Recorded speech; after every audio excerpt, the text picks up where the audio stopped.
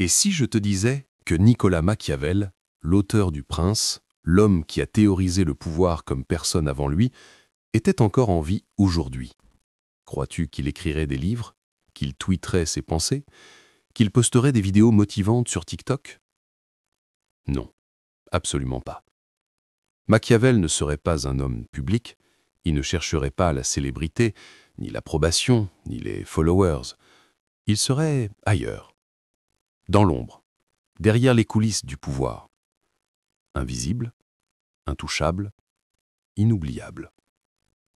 Car dans un monde obsédé par la visibilité, Machiavel dominerait par l'invisibilité.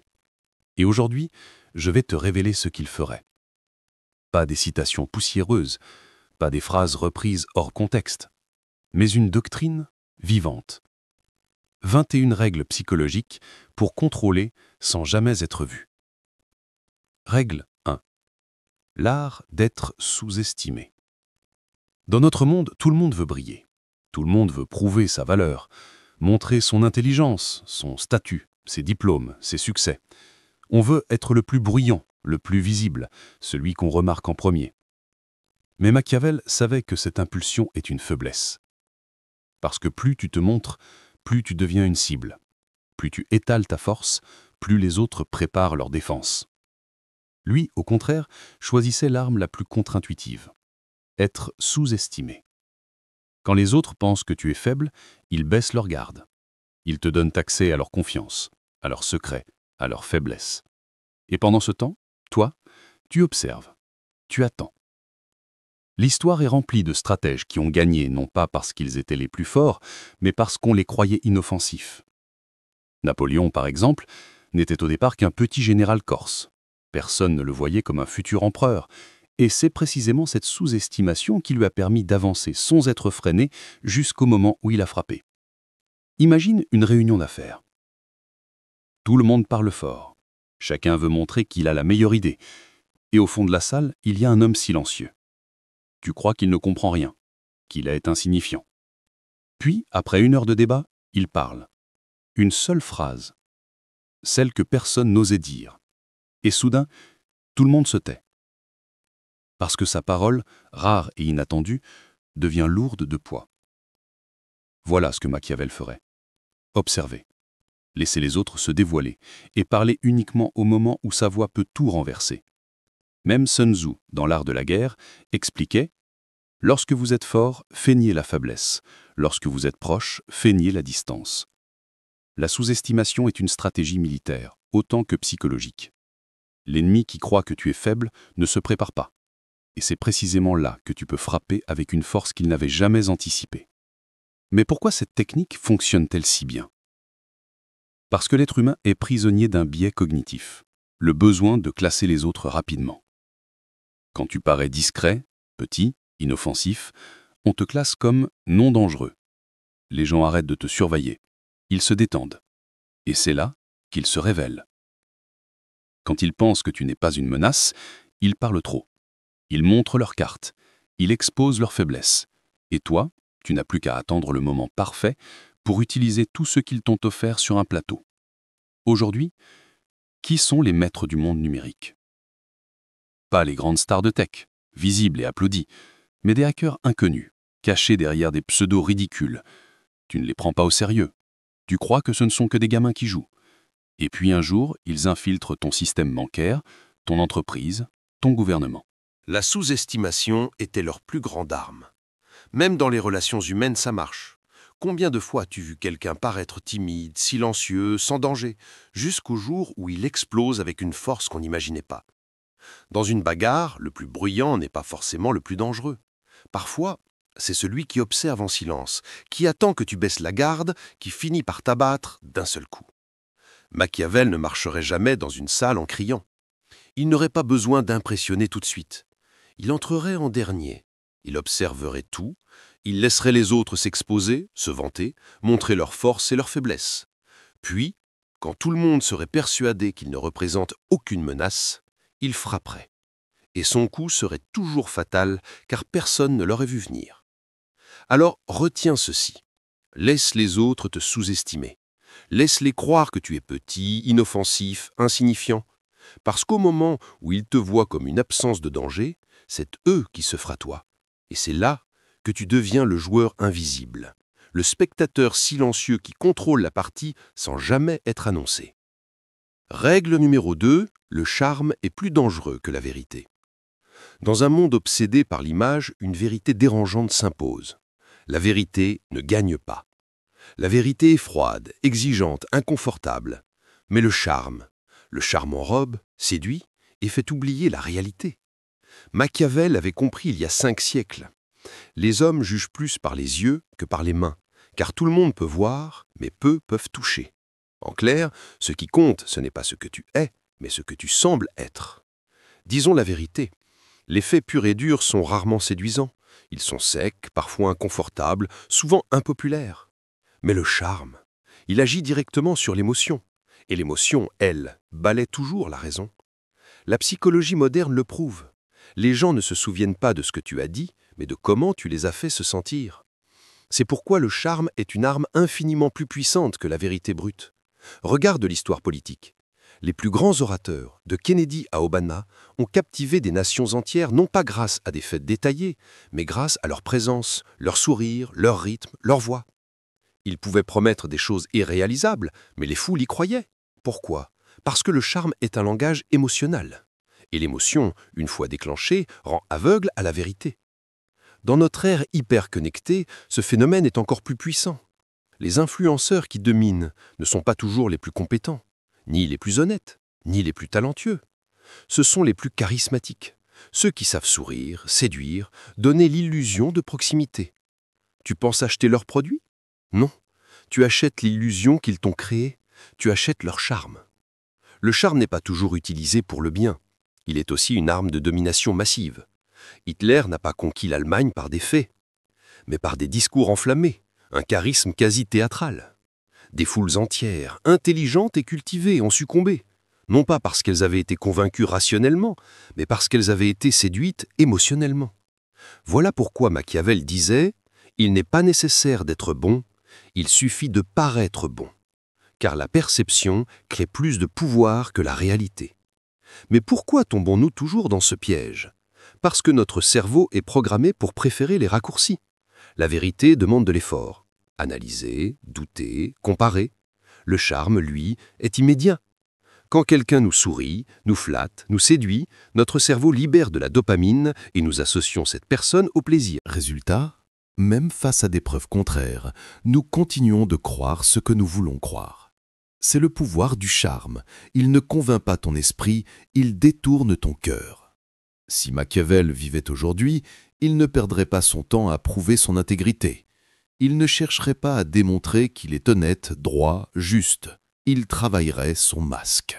Il sourirait dans les réunions, il flatterait ses ennemis, il créerait une façade si séduisante que personne ne penserait à chercher derrière. Car le but n'est pas d'être bon, le but est de paraître bon. Ce n'est pas d'être honnête, mais d'être cru comme honnête. Alors, retiens ceci. Dans une société obsédée par l'image, la vérité n'a aucune valeur sans charme. Si tu veux influencer, séduis avant d'informer. Si tu veux contrôler, parais noble avant d'agir en coulisses. Car les foules ne suivent pas la vérité, elles suivent celui qui les fait se sentir bien. Et celui qui maîtrise le charme possède une arme plus tranchante que la vérité elle-même. Règle 3. Crée l'ambiguïté.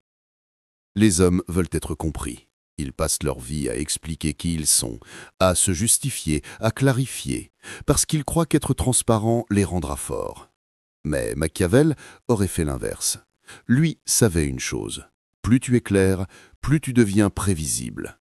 Plus tu es prévisible, plus tu deviens contrôlable. Voilà pourquoi il cultivait l'ambiguïté. L'ambiguïté est une arme subtile. C'est l'art de laisser les autres deviner, interpréter, chercher, sans jamais trouver. Un jour tu es froid, le lendemain tu es chaleureux. Parfois tu parles beaucoup, parfois tu restes muet, parfois tu es généreux, parfois implacable. Pas parce que tu es instable, mais parce que tu veux que ce soit eux qui le soient. Quand les autres ne savent pas qui tu es vraiment, ils deviennent obsédés par toi. Ils essaient de t'analyser. Ils dissèquent chacun de tes mots, ils cherchent des explications à ton silence. Et pendant qu'ils font ça, c'est toi qui les contrôles. C'est une loi psychologique simple. L'esprit humain déteste le vide. Il préfère inventer une réponse fausse que d'accepter de ne pas savoir. Alors, quand tu crées volontairement de l'ambiguïté, tu crées une obsession. Et cette obsession devient une forme de dépendance. Il se demande « Pourquoi est-il si silencieux ? Pourquoi n'a-t-il pas répondu ? Pourquoi un jour il me félicite et le lendemain il m'ignore ?» Il cherche à comprendre, il tourne en boucle, ils deviennent captifs de ton mystère. Et toi, tu n'as rien fait. Charles Maurice de Talleyrand, diplomate français, était célèbre pour son ambiguïté. Pendant les négociations internationales, il parlait peu, donnait des phrases à double sens et laissait les autres diplomates deviner ses intentions. Résultat, les nations les plus puissantes passaient des jours à essayer de comprendre ce qu'il voulait vraiment. Et pendant qu'elles perdaient du temps à interpréter, lui avançait dans l'ombre et obtenait toujours plus d'influence. Regarde certains leaders modernes comme Elon Musk. Parfois, il annonce une chose, puis son contraire. Parfois, il tweete une phrase incompréhensible. Parfois, il disparaît totalement, laissant ses entreprises et les médias spéculer.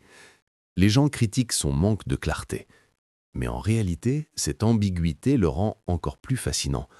Les médias parlent de lui en permanence, les investisseurs scrutent chacun de ses mots, les fans essaient de déchiffrer ses intentions. Il n'a pas besoin de s'expliquer, ce sont les autres qui font tout le travail pour lui. Psychologiquement, l'ambiguïté agit comme une drogue. Quand tout est clair, ton cerveau se repose, mais quand quelque chose échappe à ta compréhension, ton cerveau tourne en boucle, encore et encore. C'est comme un puzzle incomplet. Tu n'arrives pas à lâcher. Tu veux la pièce manquante. C'est pour ça que les artistes mystérieux, les génies incompris, les personnes insaisissables deviennent souvent des icônes. Non pas parce qu'ils sont meilleurs, mais parce qu'ils sont impossibles à comprendre totalement. Si Machiavel vivait aujourd'hui, il n'expliquerait pas ses choix. Il ne justifierait pas ses silences. Il laisserait volontairement des zones d'ombre. Il parlerait parfois en énigmes. Il sourirait quand on lui pose une question qu'il refuse de répondre. Et ce mystère deviendrait sa force. Parce que quand on ne peut pas te définir, on ne peut pas t'arrêter. Alors retiens ceci. Ne cherche pas à être compris. Ne remplis pas chaque silence. Ne clarifie pas tout ce que tu fais. Laisse des zones d'ombre. Laisse les autres deviner. Car la confusion crée l'obsession. L'obsession crée l'influence. Et l'influence crée le pouvoir. Sois un mystère. Parce que les mystères ne meurent pas. Ils hantent. Règle 4. Contrôle ce qu'il voit, cache ce que tu fais. Aujourd'hui, tout le monde s'expose, tout le monde partage. Chacun montre son travail, ses projets, ses succès, son quotidien. On se vante d'avancer, on prouve qu'on bouge, on aligne des preuves publiques de productivité. Mais Machiavel aurait vu dans cette transparence une faiblesse. Car à partir du moment où les autres voient comment tu bouges, ils peuvent préparer leur contre-attaque. Ils t'observent, ils t'imitent, ils anticipent tes prochaines étapes. Et pire, ils posent des pièges sur ta route. Voilà pourquoi il disait « Contrôle ce qu'ils voient, mais cache toujours ce que tu fais ». Machiavel aurait compris une chose simple, les foules n'ont pas besoin de vérité, elles ont besoin de spectacle. Montre-leur une façade brillante, montre-leur ce que tu veux qu'ils croient. Laisse-les penser que tu avances lentement, laisse-les croire que tu n'as rien de spécial. Et pendant ce temps, dans l'ombre, tu bâtis, tu prépares, tu ajustes. Le jour où ils découvrent la vérité, il est déjà trop tard. Parce que tu n'as pas donné d'indice, tu n'as pas montré tes cartes. Tu n'as révélé ton jeu qu'une fois la partie gagnée. Jules César, avant de traverser le Rubicon et de renverser la République, a agi dans le silence. Pendant que ses ennemis se montraient bruyants, alignant discours et déclarations, lui préparait ses légions dans l'ombre. Résultat, lorsqu'il a enfin agi, personne n'était prêt. L'effet de surprise était total. Voilà ce qu'apporte le secret. Il transforme ton action en foudre. Regarde les grandes entreprises modernes. Apple, par exemple, a construit tout son empire sur cette règle. Ils montrent des publicités, ils nourrissent le mythe, mais jamais ils ne révèlent ce qui se passe vraiment dans leur laboratoire. Les concurrents, ils montrent leurs prototypes, ils annoncent leurs projets, ils affichent leurs plans. Et Apple, lui, garde le silence. Jusqu'au jour du lancement. Et là, quand tout le monde découvre le produit, il est déjà trop tard. La surprise est totale, la concurrence est dépassée. Un autre exemple ? Celui qui paraît totalement transparent, celui qui semble partager ses idées, ses projets, ses émotions. Mais en réalité, ce qu'il montre est soigneusement sélectionné. Ce qu'il révèle est une distraction. Tu crois savoir qui il est, mais tu n'as jamais vu ses véritables plans. C'est exactement ce que ferait Machiavel, montrer une image humaine, séduisante, ouverte, tout en cachant ses véritables mécanismes. Pourquoi cette technique est-elle si efficace? Parce que notre cerveau croit ce qu'il voit, et dès qu'on lui donne une image claire, il arrête de chercher derrière. C'est la stratégie du magicien. Il attire ton regard sur une main pendant que l'autre fait le vrai tour. Tu crois que tu comprends, tu crois que tu as tout vu. Mais en réalité, tu as seulement vu ce qu'on voulait te montrer. Et ça, c'est le pouvoir ultime. Créer une illusion de transparence. Les espions modernes suivent tous cette règle. Ils se font passer pour des employés banals, des touristes, des étudiants. Personne ne les soupçonne. Et quand ils frappent, c'est toujours trop tard pour réagir. La force d'un espion n'est pas son arme. C'est sa capacité à contrôler ce que tu vois de lui pendant qu'il agit dans l'ombre. Machiavel aurait une règle simple pour survivre aujourd'hui. Publie ton spectacle, mais cache ton usine. Montre des photos, des fragments, des illusions. Laisse croire que tu es lent, laisse croire que tu es faible. Et pendant que les autres se moquent, tu avances, discrètement, implacablement. Et quand ils réalisent la vérité, tu es déjà loin devant. Alors retiens ceci. Ne montre jamais comment tu construis. Ne révèle pas tes systèmes, tes stratégies, tes plans. Parce que chaque fois que tu dévoiles tes cartes, tu invites les autres à préparer leur défense. Montre l'illusion, cache la vérité. Et quand enfin tu décides d'agir, que la surprise soit totale. Parce que le pouvoir le plus redoutable n'est pas celui qui se montre, mais celui qui frappe sans jamais avoir été vu. Règle 5. Construis un masque, puis laisse-le se fissurer. Les gens croient aimer la perfection. Ils disent admirer les modèles sans faille, les héros intouchables, les figures parfaites. Mais la vérité, c'est que la perfection est ennuyeuse. Elle ne captive pas, elle n'obsède pas. Ce qui nous fascine, ce ne sont pas les statues lisses, ce sont les fissures, les fragilités, les failles qui révèlent un abîme caché derrière le masque. Et Machiavel l'avait compris. Si tu veux être inoubliable, sois presque parfait, mais jamais totalement. D'abord, il faut construire le masque. Un masque solide, celui d'une personne confiante, calme, intelligente, presque inébranlable. Le masque rassure, le masque attire. Le masque crée une image stable, crédible, admirable. Les autres commencent à croire que tu es cette personne. Ils projettent sur toi leurs rêves, leurs idéaux. Mais voilà le secret. Tu ne dois jamais laisser le masque intact trop longtemps. Parce qu'à force, la perfection devient distante. Les gens n'adorent pas ce qu'ils comprennent entièrement. Ils s'obsèdent de ce qu'ils n'arrivent pas à saisir complètement. Alors un jour, tu laisses apparaître une faille. Pas un effondrement, pas une faiblesse incontrôlable. Non, une fissure soigneusement choisie. Une phrase inattendue, un aveu calculé, une émotion qui brille un instant, puis disparaît. Et soudain tout change. Les gens réalisent que derrière ton masque parfait, il existe un mystère plus profond. Napoléon savait apparaître comme un chef infaillible. Mais parfois, volontairement, il se montrait vulnérable. On raconte qu'il marchait avec ses soldats, partageait leur faim, leur fatigue, leur souffrance. Et à ce moment précis, son image changeait. Il n'était plus seulement un empereur, il devenait un homme. Cette fissure contrôlée dans son masque de puissance le rendait non seulement plus humain, mais plus inoubliable. Regarde les stars modernes. Celles qui restent parfaites, sans jamais un faux pas, finissent oubliées. Mais celles qui montrent une faiblesse, une vulnérabilité, une faille dans leur masque, deviennent des obsessions. Pourquoi crois-tu que les biographies, les documentaires, les scandales fascinent plus que les succès? Parce que c'est dans la faille qu'on perçoit le vrai mystère. Les gens ne s'attachent pas à ta perfection, ils s'attachent à ce qu'ils croient avoir aperçu derrière. Les psychologues l'expliquent. Ce qui obsède l'esprit humain, ce n'est pas ce qu'il comprend, mais ce qu'il n'arrive pas à compléter. Si tu donnes 100% de ton image, les gens se lassent. Mais si tu donnes 90% et que tu retiens volontairement le dernier 10%, ils deviennent obsédés. Ils veulent savoir, ils veulent comprendre. Ils se demandent qu'est-ce qu'ils cachent, pourquoi cette fissure, que signifie ce silence. Et c'est cette obsession qui te rend inoubliable. Machiavel aurait appliqué cette règle à la perfection. Il aurait bâti un masque solide, celui d'un homme calme, rationnel, toujours maître de lui-même. Mais de temps en temps, il aurait laissé passer une étincelle, un mot glacial, un silence soudain, un regard sombre comme une faille dans un ciel clair. Et cette fissure volontaire aurait suffi pour hanter l'esprit des autres. Parce qu'au fond, ce qu'ils auraient vu n'était pas une faiblesse, mais la promesse qu'il y avait quelque chose de plus grand, de plus dangereux derrière le masque. Alors retiens ceci, construis ton masque. Sois confiant, sois calme, sois solide, mais ne sois jamais totalement parfait.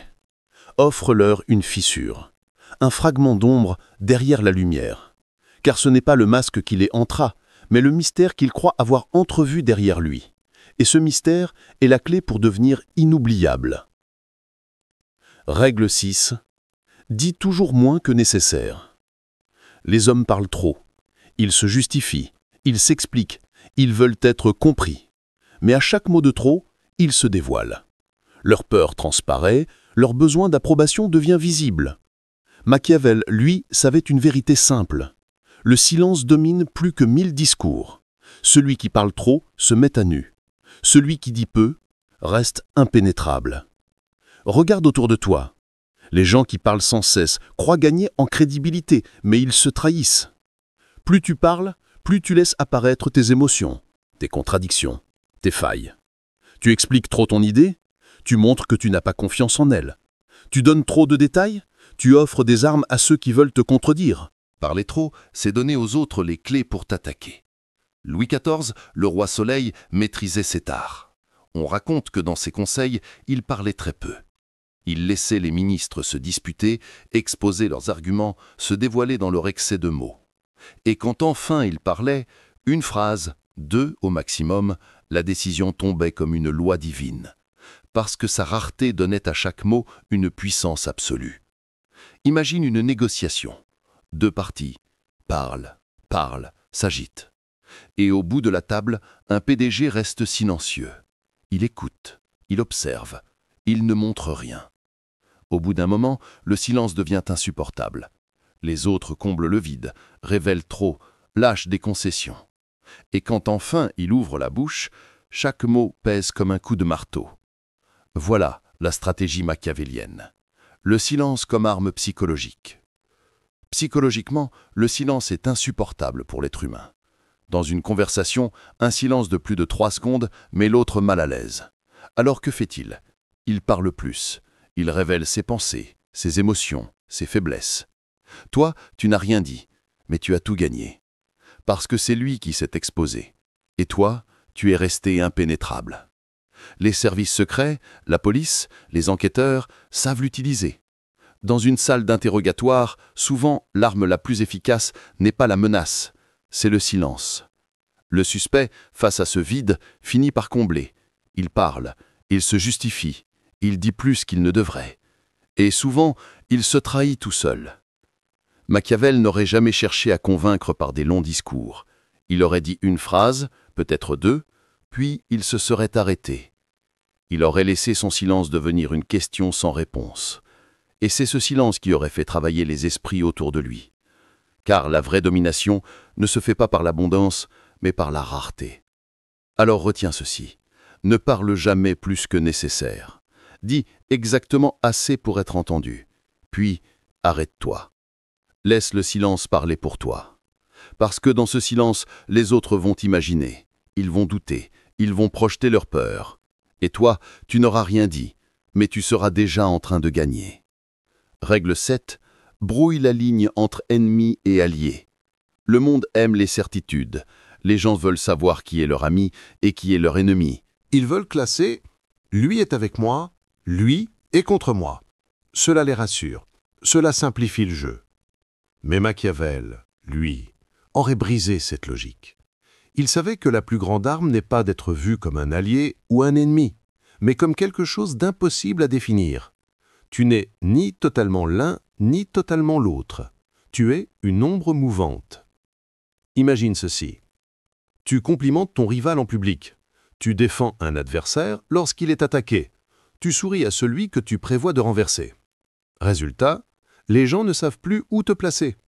Ils hésitent, ils doutent. Et dans ce doute, ils s'affaiblissent. Car celui qu'on croit dangereux, on s'en protège. Mais celui dont on n'est pas sûr, on finit par s'endormir à ses côtés. Et c'est dans le sommeil de la certitude que l'attaque fait le plus mal. Jules César n'a pas été assassiné par ses ennemis déclarés. Il a été trahi par ceux qu'il appelait ses amis, dont Brutus. Parce que le vrai danger ne vient pas de celui qui s'affiche comme un adversaire. Le vrai danger vient de celui qui brouille les lignes, celui dont tu n'arrives pas à savoir de quel côté il est vraiment. Et Machiavel aurait toujours cultivé ce flou.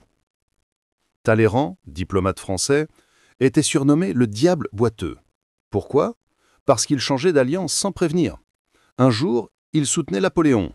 Le lendemain, ses ennemis. Puis il revenait. Et personne ne savait jamais vraiment s'il était un allié ou un traître. Mais c'est cette ambiguïté qui faisait sa puissance. Parce que, au lieu d'être éliminé comme un ennemi ou utilisé comme un allié, il devenait indispensable, insaisissable, imprévisible. Dans le monde moderne, certains leaders utilisent la même arme. Ils complimentent publiquement leurs rivaux. Ils concluent des alliances qu'ils brisent le lendemain. Ils brouillent sans cesse les cartes. Résultat, le monde entier parle d'eux. Les analystes débattent. Est-il avec nous? Est-il contre nous? Pendant qu'on cherche à comprendre, eux avancent. Psychologiquement, l'ambiguïté relationnelle crée une tension constante. Quand on sait qu'une personne est un ennemi, on agit en conséquence. Quand on sait qu'elle est un allié, on baisse la garde. Mais quand on ne sait pas, on vit dans l'incertitude, dans l'angoisse. Et l'angoisse use plus vite que la guerre ouverte. Car tu es forcé de surveiller sans cesse, de douter, d'interpréter chaque geste. Tu deviens obsédé. Et celui qui t'impose cette ambiguïté prend le contrôle de ton esprit. Machiavel n'aurait jamais laissé les autres le classer clairement. Il aurait complimenté un adversaire juste avant de l'écarter. Il aurait soutenu un ennemi juste avant de le détruire. Il aurait semé des signaux contradictoires, volontairement. Non pour être incohérent, mais pour que les autres ne puissent jamais anticiper son vrai mouvement. Et quand ils auraient baissé la garde, pensant qu'il n'était pas si dangereux que ça, il aurait frappé. Alors retiens ceci. Ne sois jamais totalement un allié. Ne sois jamais totalement un ennemi. Reste insaisissable. Crée le doute. Laisse les autres s'épuiser à essayer de comprendre où tu te situes. Car dans ce flou, dans cette ambiguïté, tu deviens intouchable. Tu n'es pas un pion qu'on place, tu es la main invisible qui déplace tous les autres. Règle 8. Fais-les se sentir en sécurité avant de prendre le pouvoir. La plupart des gens pensent que, pour prendre le pouvoir, il faut attaquer de front, montrer sa force, effrayer, intimider. Mais Machiavel savait que c'est l'approche la plus risquée, car celui qui se sent menacé se défend, se barricade, contre-attaque. Le vrai stratège ne provoque pas la résistance, il endort la vigilance. Il fait croire qu'il est un allié, un soutien, un ami. Et c'est seulement quand l'autre se sent totalement en sécurité qu'il prend le pouvoir d'un seul coup, propre et définitif. L'arme la plus efficace n'est pas l'épée, c'est la confiance. Parce que la confiance, c'est une porte ouverte. Quand quelqu'un croit que tu es de son côté, il baisse sa garde, il t'ouvre ses secrets, il te donne accès à ses ressources, il te laisse entrer dans son cercle le plus intime. Et à ce moment-là, tu n'as plus besoin de combat. Tu prends ce que tu veux, sans résistance. La famille Borgia, maître de l'Italie au XVe siècle, était passés experts dans cet art. Ils invitaient leurs ennemis à dîner. Ils les accueillaient avec chaleur, le refrain du vin, des plats raffinés, des promesses d'alliance. Et c'est précisément quand les convives se sentaient les plus en sécurité qu'ils étaient empoisonnés. Aucune guerre, aucune bataille, juste une illusion de sécurité, suivie d'un coup fatal. Les empires coloniaux ont souvent utilisé cette méthode. Ils arrivaient avec des cadeaux, des promesses, des accords commerciaux. Ils se présentaient comme des alliés, comme des protecteurs. Les rois locaux, croyant être en sécurité, leur cédaient une partie de leurs terres, puis un peu plus, puis encore, jusqu'au jour où ils se réveillaient prisonniers d'un empire qui avait pris tout le pouvoir, sans jamais avoir déclenché une guerre directe. Dans les entreprises modernes, c'est la même chose. Le collègue ambitieux ne montre jamais son jeu dès le départ. Il ne menace personne. Au contraire, il flatte son patron, il aide ses collègues, il se rend indispensable. Tout le monde se dit, il est loyal, il est fiable, il est inoffensif. Puis un jour, sans prévenir, il prend la place du patron, non pas par la force, mais parce qu'il a gagné la confiance de tous avant de se révéler. Pourquoi ces stratégies marchent-elles si bien ? Parce que le brain humain est programmé pour baisser la garde quand il se sent en sécurité. Si tu te sens attaqué, tu actives ton instinct de survie. Mais si tu te sens protégé, ton esprit s'ouvre, tu partages, tu t'exposes. Machiavel exploitait cette faille fondamentale. Les hommes ne se défendent jamais contre ce qu'ils croient aimer. Même dans les relations personnelles, cette règle s'applique. Les manipulateurs affectifs ne commencent jamais par la violence. Ils commencent par l'amour, par l'attention, par les compliments. Ils donnent l'illusion d'une sécurité émotionnelle totale. Et une fois que la dépendance est créée, une fois que la victime se sent en sécurité, ils prennent tout. Le contrôle, la liberté, la dignité. Machiavel, s'il vivait aujourd'hui, ne se présenterait jamais comme un danger. Il serait le conseiller serviable, l'ami loyal, le partenaire fiable. Il flatterait, il imiterait ton langage, il te ferait croire qu'il te suit. Mais derrière chaque sourire, il avancerait ses pions, lentement, sûrement. Et le jour où tu réaliserais qu'il ne jouait jamais pour toi, il serait déjà assis à ta place. Alors, retiens ceci. Le pouvoir ne se prend pas par la force brute, mais par la sécurité offerte. Plus tu fais croire que tu es inoffensif, plus ils t'ouvrent leurs portes. Plus ils se sentent protégés, plus ils t'offrent les clés de leur royaume. Et quand le moment est venu, tu n'as plus besoin de guerre. Tu prends tout, proprement, parce qu'ils t'ont déjà tout donné. Machiavel le savait. Le serpent le plus dangereux n'est pas celui qu'on craint, mais celui qu'on a laissé dormir à ses côtés. Règle 9. Rends-les dépendants, puis retire-toi. Le pouvoir ne se gagne pas seulement par la force ou la peur. Le vrai pouvoir s'installe quand les autres ne peuvent plus vivre sans toi. Machiavel le savait, la dépendance est l'arme la plus subtile et la plus implacable. Si tu veux contrôler quelqu'un, ne l'attaque pas, aide-le. Mais aide-le de manière à ce qu'il devienne incapable d'avancer sans toi. Et quand il est enfin accroché à toi comme à une bouée, tu te retires. Ce vide, ce manque, cette absence détruisent plus sûrement que n'importe quel coup de poignard. La première étape est simple. Tu offres ce que personne d'autre n'offre. Tu règles un problème que personne ne veut résoudre. Tu donnes une solution unique, une connaissance rare, une stabilité irremplaçable. Tu deviens indispensable.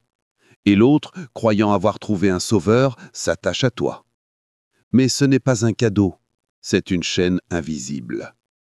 Dans les cours royales, certains conseillers avaient plus de pouvoir que les rois eux-mêmes. Pourquoi ? Parce qu'ils fournissaient aux princes ce qu'ils n'avaient pas, la ruse, l'expérience, la stratégie. Sans eux, le roi était perdu. Avec eux, il brillait. Et c'est ce déséquilibre qui faisait du conseiller l'homme le plus puissant de la pièce. Car le jour où il se retirait, le prince vacillait, incapable de régner seul. Les empires ont utilisé cette règle à grande échelle. Ils donnaient au peuple conquis une aide, une ressource, un produit vital, mais toujours de façon à ce que la survie de ces peuples dépende désormais d'eux. Ils ne prenaient pas tout de suite, ils donnaient d'abord, et quand la dépendance était totale, ils retiraient leurs mains. Résultat, les peuples s'effondraient sans avoir besoin d'une guerre. Dans une entreprise, certains managers utilisent la même tactique. Ils forment leurs employés, mais jamais totalement. Ils leur donnent assez pour travailler, mais pas assez pour être autonomes. Résultat, chaque succès de l'équipe semble venir d'eux. Chaque décision finale doit passer par eux. Et quand un jour ils quittent l'entreprise, tout s'enfondre. non pas parce qu'ils étaient indispensables, mais parce qu'ils avaient construit une dépendance artificielle. Psychologiquement, la dépendance fonctionne comme une addiction. Quand tu donnes à quelqu'un quelque chose qu'il n'avait pas avant, il ressent un soulagement, une gratitude. Et rapidement, ce soulagement devient une attente, puis une habitude, puis une nécessité. Tu deviens une drogue invisible, et le jour où tu retires ce que tu donnais, le manque devient insupportable. C'est exactement la mécanique des relations toxiques. Au début, le manipulateur donne tout. Amour, attention, protection. Il fait croire qu'il est la solution à tous les manques. Et puis, au moment où la dépendance est totale, il se retire. Pas avec violence, pas avec colère, juste avec indifférence. Et la victime, qui croyait être forte, découvre qu'elle ne peut plus respirer sans lui. Machiavel aurait utilisé cette règle à la perfection. Il aurait offert ses conseils, ses solutions, son aide. Il aurait donné aux puissants l'impression d'être sauvés par lui. Puis, au moment où ils auraient pris l'habitude de sa présence, il se serait retiré. Pas pour se venger, pas pour punir, mais parce que son absence devenait plus destructrice que sa présence. Alors, retiens ceci. Ne cherche pas seulement à dominer par la peur ou la force. Crée la dépendance. Donne quelque chose que personne d'autre ne peut donner. Deviens essentiel. Et quand ils se croiront en sécurité dans tes bras, retire-toi. Tu n'auras pas besoin de frapper. Leur propre manque les détruira. Car il n'y a rien de plus cruel, de plus marquant, de plus puissant que l'absence de ce dont on croyait ne jamais avoir besoin, jusqu'au jour où il disparaît. Règle 10. Transforme la faveur en arme. La plupart des gens offrent des faveurs pour être aimés. Ils veulent de la reconnaissance, un merci, une tape dans le dos. Mais Machiavel aurait ri de cette naïveté. Parce qu'une faveur n'est pas un cadeau, c'est une chaîne psychologique. Une chaîne invisible qui lie celui qui reçoit à celui qui donne. Et utilisée avec patience, cette dette devient plus forte que la peur, plus puissante que la loyauté. Quand tu donnes à quelqu'un, il reçoit plus qu'une aide ou un avantage, il reçoit un fardeau. Parce qu'à partir de ce moment-là, il ne peut plus être ton égal, il est ton débiteur. Et les dettes non payées pèsent plus lourd que les chaînes de fer. Même si tu ne réclames jamais rien, il sent ce déséquilibre. Il sait qu'il te doit. Et ce sentiment suffit à le maintenir sous ton influence. Jules César avait parfaitement compris cette règle. Plutôt que de menacer ses généraux pour obtenir leur fidélité, il leur offrait des terres, de la richesse, des privilèges. Mais attention, ce n'étaient pas des cadeaux désintéressés, c'étaient des dettes permanentes. Chaque fois qu'il combattait à ses côtés, il savait que leur carrière, leur fortune, leur gloire venaient de lui et que sans lui, il ne serait rien. La faveur devenait donc une arme invisible, une laisse en or. Dans la diplomatie, les cadeaux offerts entre souverains n'ont jamais été innocents. Quand un roi offrait un trésor à un autre, ce n'était pas de la générosité, c'était un investissement. Car celui qui accepte le présent accepte aussi une dette morale. Et le jour où le donateur demandait quelque chose en retour, il devenait presque impossible de dire non. Dans le monde moderne, certains patrons utilisent cette règle à la perfection.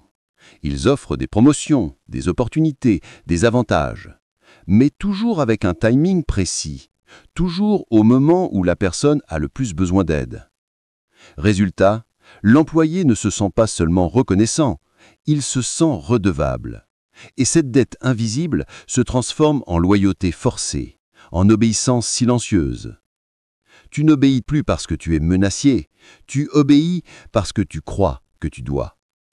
Psychologiquement, la règle repose sur un principe simple, la réciprocité. Le cerveau humain déteste se sentir redevable. Quand quelqu'un nous rend un service, nous avons un besoin presque biologique de rendre l'appareil. Machiavel exploitait cette faille. Il ne réclamait rien immédiatement.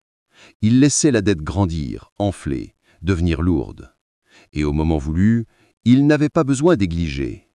Un simple regard suffisait pour rappeler « tu me dois ». C'est le principe de la faveur empoisonnée. Tu aides quelqu'un dans son moment le plus fragile, tu lui tends la main alors qu'il n'a plus personne, et il croit que tu es son sauveur. Mais en réalité, tu as construit une dette qu'il ne pourra jamais effacer. Parce que plus la faveur est grande, plus la dette est éternelle. Machiavel n'aurait jamais demandé directement « Rends-moi ce que je t'ai donné ».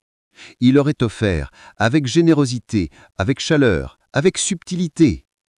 Puis il aurait attendu. Il aurait laissé la dette grandir dans l'esprit de l'autre, comme une obsession silencieuse. Et au moment crucial, il aurait utilisé cette dette non pas comme une monnaie, mais comme une arme. Pas besoin de force, pas besoin de menace. Juste le rappel d'un déséquilibre impossible à effacer. Alors retiens ceci. Chaque faveur que tu offres est une arme. Ne donne jamais pour être aimé. Donne pour être craint, respecté, suivi. Laisse la dette grandir, laisse-la peser. Ne réclame rien, mais rappelle toujours que tu as donné. Parce que la loyauté forcée peut se briser, mais la loyauté psychologique, elle, ne s'efface jamais. Règle 11. Fabrique la loyauté en les poussant à trahir pour toi. La loyauté, tout le monde croit qu'elle se gagne avec de la gentillesse, avec des cadeaux, avec des preuves de confiance. Mais Machiavel savait une vérité bien plus sombre. Les hommes ne sont jamais plus loyaux qu'envers ceux avec qui ils ont péché. Parce que ce qu'ils défendent alors, ce n'est pas toi, c'est leur propre culpabilité. Quand tu pousses quelqu'un à te donner une information qu'il n'aurait jamais dû dire, quand tu le laisses critiquer un ami devant toi, quand tu lui tends une petite tentation qu'il accepte, à ce moment-là, un lien invisible se forme. Ce n'est pas un lien d'amour, ce n'est pas un lien de respect, c'est un lien de complicité. Et ce lien est bien plus fort que la loyauté volontaire, parce que désormais il est coincé. Les républiques italiennes de la Renaissance utilisaient cette méthode avec leurs espions. On ne leur demandait pas seulement d'espionner, on les poussait à commettre des actes irréversibles, trahir un ami, voler un document, soudoyer un noble. Résultat, ils ne pouvaient plus jamais faire marche arrière. Même s'ils voulaient changer de camp, ils savaient qu'ils étaient trop compromis. Leur seule option était de rester fidèles, non par choix, mais par nécessité. L'Inquisition, au Moyen-Âge, utilisait un mécanisme similaire. Pour prouver leur loyauté à l'Église, on demandait aux gens de dénoncer leurs voisins, leurs amis, parfois leur propre famille. Et une fois qu'ils avaient commis cet acte, ils ne pouvaient plus revenir en arrière. Ils étaient liés, piégés, obligés de rester du côté du pouvoir, parce que l'autre option signifiait affronter leur propre culpabilité. Dans les coulisses du pouvoir moderne, on retrouve exactement la même tactique. Un dirigeant ne demande pas à ses collaborateurs de prouver leur loyauté en le suivant aveuglément. Il les pousse à trahir quelqu'un d'autre pour lui, à donner une information confidentielle, à participer à une manœuvre douteuse. Et une fois qu'ils l'ont fait, ils ne peuvent plus le quitter, parce que partir, ce serait risquer que cette trahison soit révélée. Psychologiquement, l'être humain protège ses fautes plus qu'il ne protège ses vertus. Quand quelqu'un t'a donné une part honteuse de lui-même, il ne peut plus s'éloigner, parce qu'il sait que tu détiens une arme contre lui, son propre aveu, son propre trahison. C'est ce qu'on appelle la loyauté par compromission, et elle est beaucoup plus solide que la loyauté par admiration. Même dans les relations personnelles, cette règle s'applique. Le manipulateur ne demande pas une loyauté aveugle. Il obtient une loyauté par compromission. Il pousse l'autre à révéler ses secrets les plus sombres, à trahir une confiance extérieure, à franchir une ligne de non-retour. Et une fois que c'est fait, la victime ne peut plus se libérer, parce que la libération signifierait faire face à sa propre culpabilité. Machiavel n'aurait jamais exigé la loyauté. Il l'aurait fabriquée. Comment ? En laissant les autres se compromettre d'eux-mêmes, en créant des situations où la trahison devenait une porte ouverte et en attendant qu'ils franchissent le seuil.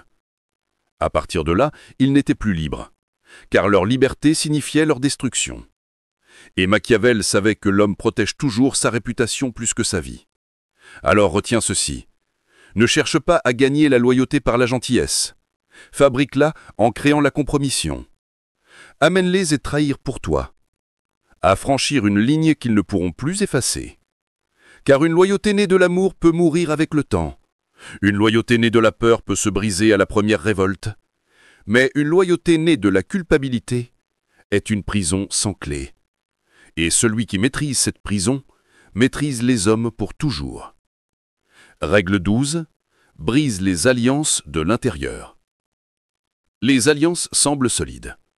Elles donnent l'image d'un front uni, d'une fraternité invincible. Mais Machiavel salait une vérité bien plus sombre. Les alliances ne sont jamais faites d'amour, elles sont faites d'intérêts. Et ce qui est construit sur des intérêts peut être détruit par la suspicion. Tu n'as pas besoin de détruire l'alliance par la force. Tu as juste besoin d'une frisson, et si tu sais où appuyer, la structure s'écroule d'elle-même. Machiavel n'attaquerait pas un groupe frontalement, il injecterait une dose subtile de doute.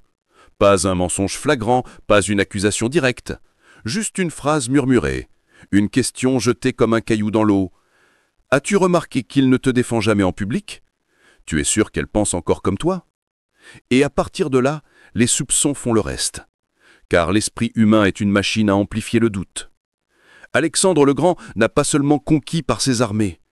Il a su maintenir son pouvoir en empêchant ses généraux de s'unir contre lui. Plutôt que de les affronter, il les montait subtilement les uns contre les autres.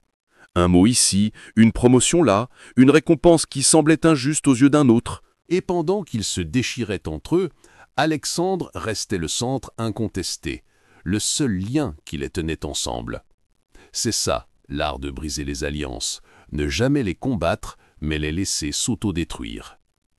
La République de Venise, au sommet de sa puissance, avait un secret. Elle ne gagnait pas ses guerres en attaquant. Elle les gagnait en semant la discorde chez ses ennemis. Quand deux royaumes s'alliaient, Venise envoyait ses diplomates pour flatter l'un, insulter subtilement l'autre ou exagérer des rumeurs.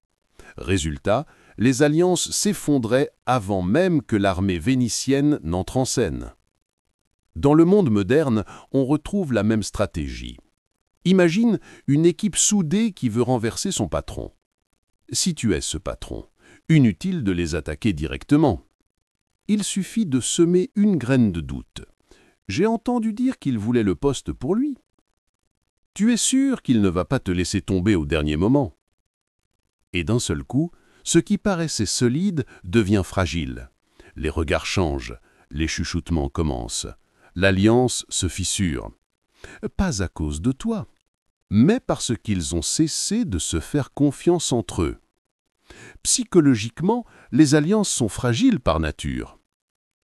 Parce qu'une alliance repose sur une confiance, et la confiance est la chose la plus facile à détruire.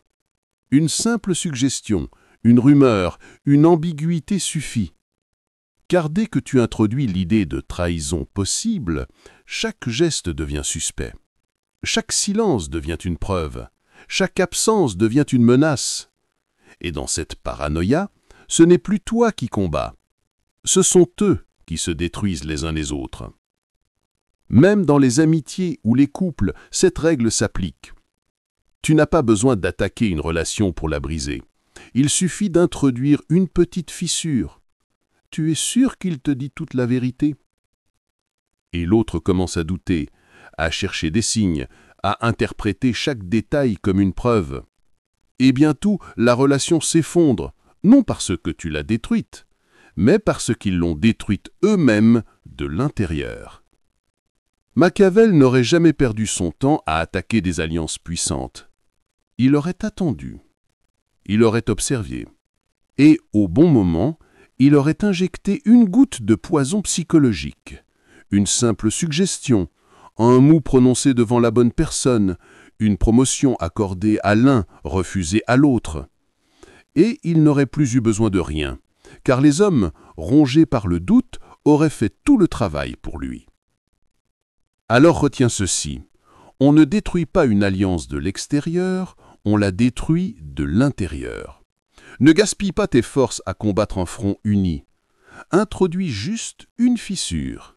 Laisse la suspicion grandir, car une fois que la confiance est morte, il n'y a plus d'alliance, et tu n'auras rien eu à faire si ce n'est murmurer au bon moment. Règle 13. reflètent leurs insécurités pour mieux les contrôler. Tous les hommes ont des blessures invisibles, des failles qu'ils cachent, des insécurités qu'ils n'osent pas dire à voix haute. Certains doutent de leur intelligence, d'autres de leur valeur, d'autres encore ont peur d'être oubliés, de ne pas être pris au sérieux. Machiavel savait que ces insécurités sont les vraies portes du pouvoir. Car celui qui les sait voir, et surtout les refléter subtilement, devient le seul en qui il croit trouver compréhension et reconnaissance. Le secret n'est pas d'attaquer directement. Le secret est de tendre un miroir. Pas pour leur montrer leur force, mais pour leur rappeler doucement leurs doutes. Un mot choisi avec soin, une remarque glissée au bon moment. Exemple, tu réussis toujours, même quand les gens ne te prennent pas assez au sérieux. À travers ces phrases, tu ne les critiques pas, tu ne les insultes pas, tu confirmes leurs blessures, tu valides leurs douleurs. Et une fois qu'ils se sentent compris, ils s'attachent à toi comme à un confident.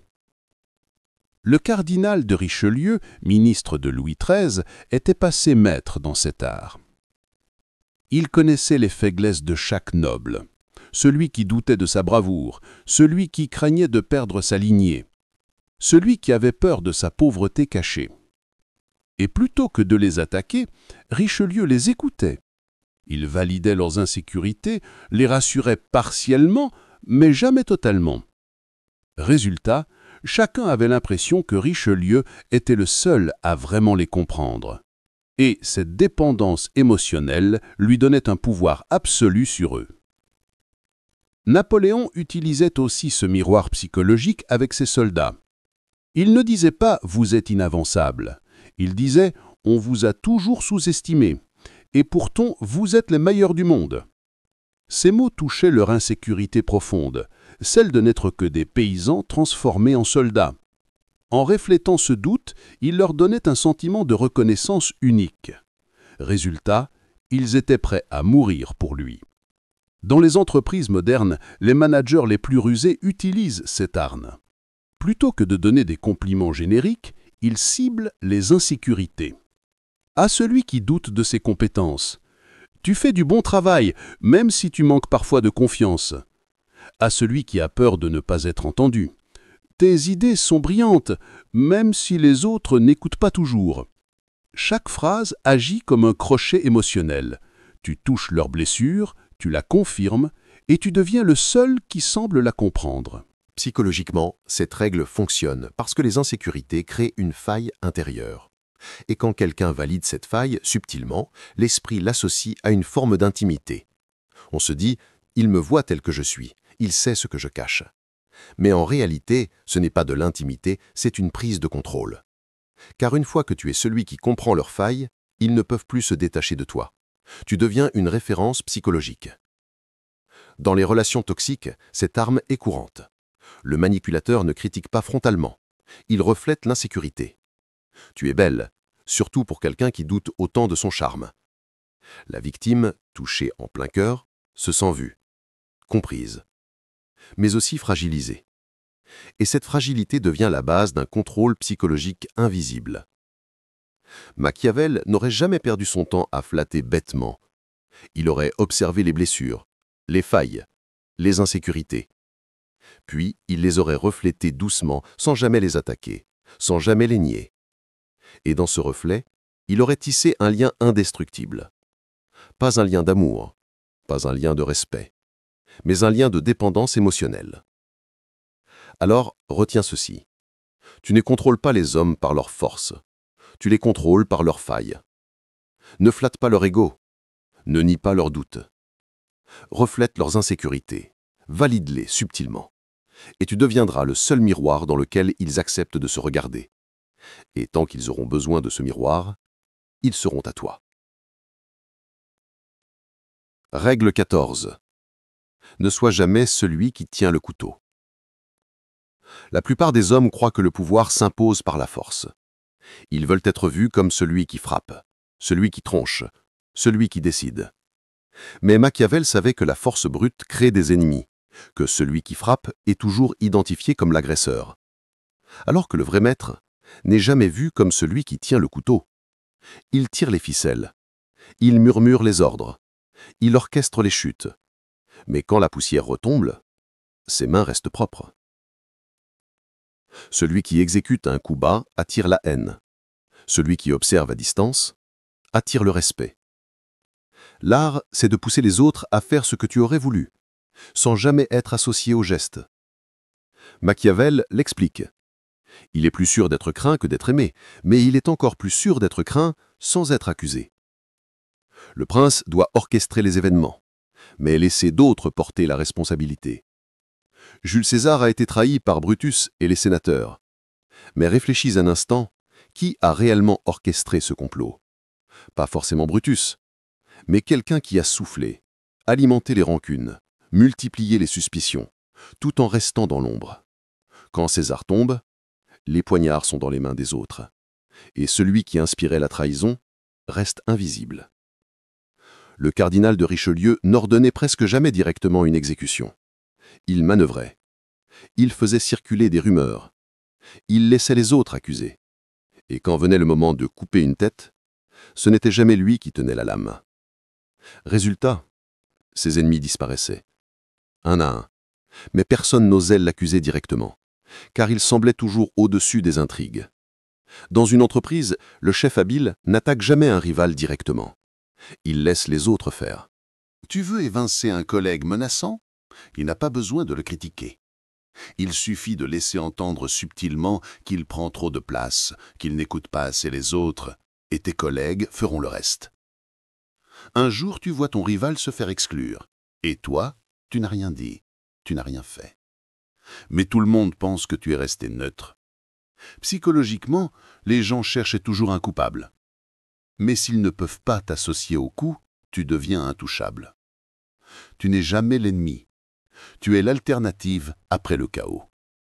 Les hommes veulent croire que tu n'as rien fait parce que cela les rassure, parce que cela préserve leur illusion de justice. Même dans les relations personnelles, cette règle s'applique. Si tu veux écarter quelqu'un, inutile d'attaquer directement. Il suffit d'allumer de petites étincelles entre lui et ses proches. Et quand la dispute éclate, tu es juste l'ami qui regarde, impassible. Mais tu sais que c'est toi qui as glissé l'allumette. Machiavel aurait dit « Ne sois jamais l'exécuteur, sois l'inspirateur ». Tu fais circuler une rumeur, tu suggères une action, tu tires une ficelle, mais quand le couteau frappe, il est dans la main d'un autre.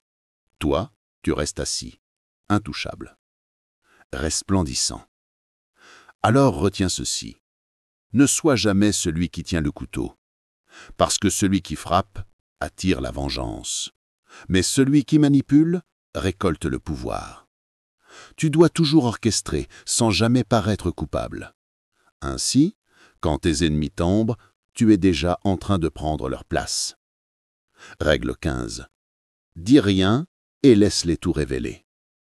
Dans une pièce pleine de voix, le silence peut être la chose la plus bruyante. Pendant que les autres s'épuisent à parler, à convaincre, à se justifier, celui qui se tait reçoit. Ce n'est pas de la passivité, c'est une stratégie. Une arme froide et élégante. Ne dis rien et regarde les autres te révéler tout dont tu as besoin. Le silence crée un vide psychologique que l'autre cherche instinctivement à combler. L'être humain est inconfortable face au vide. Il veut y insérer du sens, des explications, des défenses. Quand tu gardes le silence, tu forces les autres à parler plus, et souvent à parler mal. Ils rationalisent, se justifient, se contredisent, ils montrent leurs peurs, leurs ambitions, leurs véritables intentions.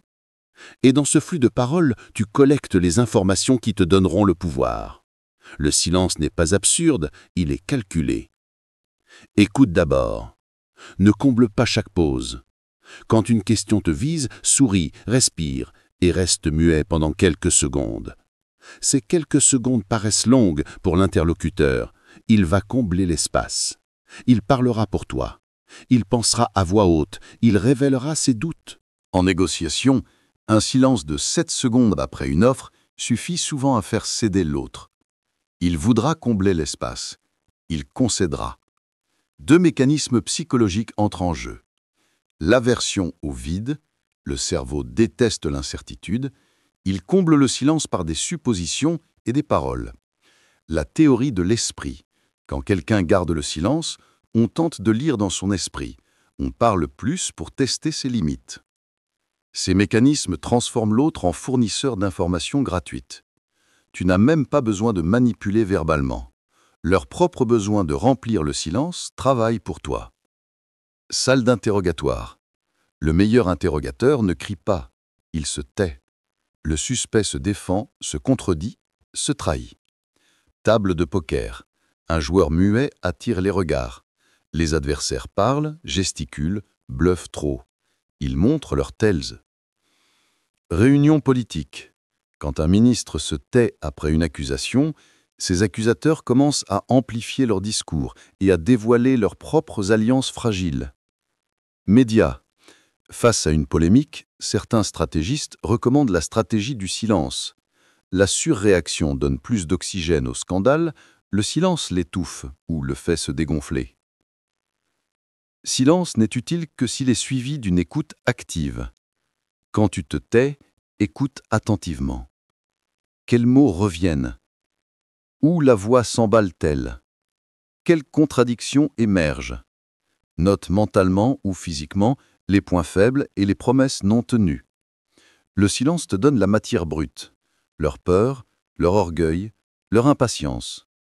Et cette matière est ton avantage stratégique. Le silence est puissant, mais il doit être maîtrisé. Les erreurs courantes. Taire par peur. Un silence nerveux révèle faiblesse. Contraste-le par une posture calme et assurée. Silence massif et constant devient étrange. Les gens peuvent se braquer et se regrouper contre toi. Silence sans objectif te prive d'opportunité de guider la conversation. Règle, silence avec intention. Garde ta voix pour le moment qui amplifie son impact. Tu peux provoquer la révélation. Pose une question ouverte et neutre, puis reste muet. Exprime une émotion minimale, un regard, une crispation, et laisse l'autre interpréter. Répète un mot-clé en silence, l'autre remplira la phrase. Ces petites manipulations légères font tomber les masques. Elles transforment des réponses superficielles en confidences profondes. Imagine une réunion où un plan illégal a été suggéré. Le chef demande un avis, tu fais une pause calculée. Le junior, cherchant l'approbation, détaille davantage. Et là, il brûle le groupe en énonçant des faits irrévocables. Tu n'as pas accusé, tu n'as pas menacé, tu as simplement permis à la vérité de sortir d'elle-même. Après cela, il est difficile pour le groupe de se rassembler sur un mensonge commun. Les fissures apparaissent. Tu peux agir. Retiens ceci. Le silence n'est pas absence, c'est stratégie. Quand tu choisis de te taire, tu transformes l'autre en source. Tu le laisses faire le travail pour toi. Il te révèle, s'expose, se contredise, s'auto-détruisent parfois. Parler est facile, se taire est difficile. Mais celui qui maîtrise le silence domine l'espace de la parole. Ne clame pas ta puissance, laisse-les la livrer, parce que dans la vérité qu'ils déversent, tu trouveras tout ce dont tu as besoin pour gagner. Règle 16. Sois imprévisible, mais seulement quand ça compte. Les hommes aiment la prévisibilité. Ils veulent croire qu'ils savent qui tu es, comment tu réagiras, ce que tu feras demain. Pourquoi ? Parce que la prévisibilité les rassure. Et un ennemi prévisible est un ennemi contrôlable. Mais Machiavel savait que la vraie puissance, c'est d'être illisible. Pas tout le temps, pas de façon erratique. Non, être imprévisible au moment critique, juste assez pour que personne n'ose jamais te sous-estimer. Celui qui agit toujours de la même façon devient une équation résolue. Si l'on sait quand tu attaques, comment tu réagis, ce que tu défends, tu es déjà perdu. L'homme prévisible perd avant même de commencer la bataille. Mais l'homme imprévisible, il installe la peur, parce qu'on ne peut pas se préparer à ce qu'on ne comprend pas. Gengis Khan n'a pas conquis un empire en attaquant toujours de front. Il savait disparaître, se retirer, feindre la fuite pour ensuite réapparaître là où on ne l'attendait pas. Ses ennemis ne pouvaient jamais deviner s'il allait attaquer, négocier ou disparaître. Et cette incertitude les paralysait plus que ses flèches. Richard Nixon utilisait ce qu'il appelait la Madman Theory. Il voulait que ses adversaires croient qu'il était capable de tout, même du pire. Pas parce qu'il était fou, mais parce qu'il savait que l'imprévisibilité forçait la prudence. Les Soviétiques, ne sachant jamais jusqu'à où ils pouvaient aller, avançaient toujours avec une peur sourde. Et cette peur, c'était son arme. Dans une entreprise, un dirigeant trop prévisible est vite manipulé par ses subordonnés. Ils savent comment il pense, comment il décide. Mais un dirigeant qui surprend au moment clé, en annulant un projet, en changeant brutalement de stratégie, en promouvant quelqu'un de façon inattendue, installe une tension permanente. Personne ne peut dormir sur ses certitudes. Tous restent en alerte, comme si chaque décision pouvait tomber du ciel. L'imprévisibilité active une zone primitive du cerveau, l'amygdale, le centre de la peur. Face à quelqu'un dont les réactions sont illisibles, le cerveau passe en hypervigilance. Chaque mot est analysé, chaque silence devient suspect, chaque sourire est interprété comme un signe caché. Résultat, tu n'as rien fait, mais l'autre s'use lui-même dans son incertitude. L'homme prévisible rassure. L'homme imprévisible obsède. Attention, l'imprévisibilité n'est pas le chaos. Si tu changes de comportement tout le temps, tu passes pour instable. Tu perds la confiance et la crédibilité. Le secret est l'équilibre. 90% du temps, sois stable, logique, compréhensible. Mais dans les 10% restants, surprends. Frappe là où personne n'osait imaginer. C'est dans ces moments rares que tu imposes une peur durable. Machiavel aurait conseillé ceci. Reste lisible assez longtemps pour installer la confiance, puis brise la logique au moment critique. Laisse l'autre croire qu'il te comprend, puis fais exactement l'inverse. Et dans ce contraste, tu gagnes 2 fois. Tu gardes le contrôle et tu instaures la peur. Alors, retiens cette règle. Ne sois pas constant, ne sois pas chaotique, sois imprévisible quand ça compte. Car la plus grande peur des hommes, ce n'est pas la force qu'ils voient, c'est l'incertitude de ce qu'ils ne peuvent prévoir. Tu veux le contrôle? Ne leur laisse jamais la certitude. Qu'ils se préparent toujours au pire, même si tu ne le fais jamais. Règle 17. Fais sentir ta présence même dans ton absence. Le pouvoir véritable ne réside pas dans ta présence physique. Il réside dans ton empreinte. Les hommes qui contrôlent les foules ne sont pas seulement ceux qui parlent fort ou qui s'imposent par leur stature, mais ceux dont l'ombre continue de régner même quand ils disparaissent. Machiavel savait que la domination psychologique la plus subtile est celle qui perdure quand tu n'es plus là. Ton absence doit devenir une présence. Quand tu marques les esprits par ta rigueur, ton regard, ta méthode, les autres finissent par t'invoquer mentalement, en ton absence. Ils se demandent « Que dirait-il dans cette situation? Comment aurait-il jugé cette décision ?» Et là, tu n'as plus besoin d'être présent. Tu es devenu un réflexe mental. Après la mort de Jules César, son nom et sa figure continuaient de dominer Rome. Les sénateurs discutaient encore de ses lois, de sa vision, de ses réformes. Même absent, César restait la référence. Ses ennemis devaient composer avec son fantôme politique. Voilà le pouvoir ultime. Ne pas seulement régner de son vivant, mais continuer à influencer après. En France, Charles de Gaulle est parti du pouvoir en 1969, mais son ombre politique a dominé pendant des décennies. On parlait encore de gaullisme, de l'esprit de Gaulle, comme si son absence était encore une présence. Machiavel aurait admiré cette capacité. Créer une marque psychologique qui survit au-delà du corps physique. Dans les entreprises, certains patrons réussissent à installer un tel standard de discipline et d'exigence qu'ils n'ont même plus besoin de contrôler chaque réunion. Les employés pensent déjà comme eux, agissent déjà en fonction de leur jugement. Leur absence devient un rappel permanent. Il aurait rejeté ça. Il aurait approuvé ça. Voilà ce que signifie contrôler sans être là. Psychologiquement, on appelle cela le conditionnement d'empreinte. Quand quelqu'un incarne une autorité forte, il devient une référence interne. Même quand il n'est pas là, ton cerveau consulte cette voix interne. Elle guide les choix, influence les actions, installe un filtre permanent. Et quand c'est toi qui as planté cette voix, tu continues à régner en silence. Machiavel aurait conseillé plusieurs armes pour que ton absence soit ressentie. Les standards clairs, créer des règles de conduite si strictes qu'elles deviennent automatiques,